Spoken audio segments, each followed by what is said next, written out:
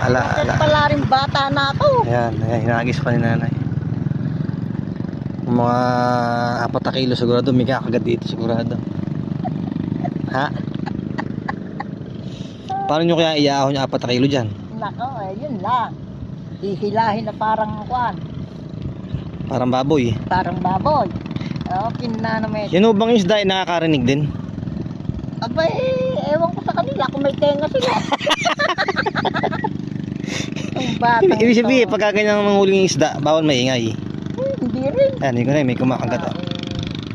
Kasi baka naiingayin sila sa atin, lumayo sila, gano'n. Ha? Hindi naman siguro, no? Hindi naman siguro. Ano, gano'n ba kalaki na huli nyo? Oh, sa pangalan ka ako. Kinukuha yung huli ni nanay, gano'n kalaki, yan, oh. Ayan na ako. Ay, ito. Kinukuha nanay, ha? Oo. Taas ko, ha?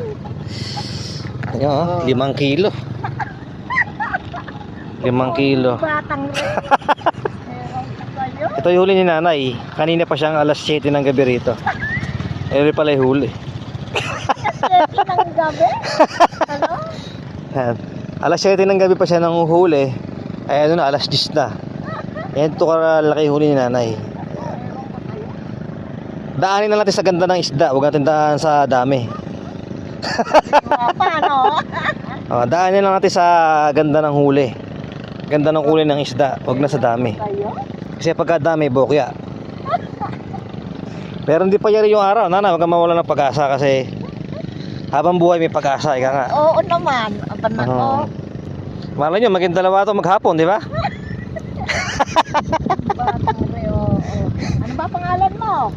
Kalibre Supremo. Ano? Follow nyo ako sa Facebook, nanay. Oo. Juwo, ha? Iniwan ko lang kasi yung aking cellphone. Marunong ba mag-cellphone? Ayan naman. Ayan. Marunong daw si nanay mag-cellphone, kaya bibigyan natin sa kanila yung Facebook account natin. May mga baon nyo na rin, nanay. Ay mga may yelo yan, may kanin, may inumin, ganun. May isda. Ayan, isa. Ang ulam nyo, ano ulam nyo ngayon? Ano? Sigurado isda rin ang ulam nyo. Eh,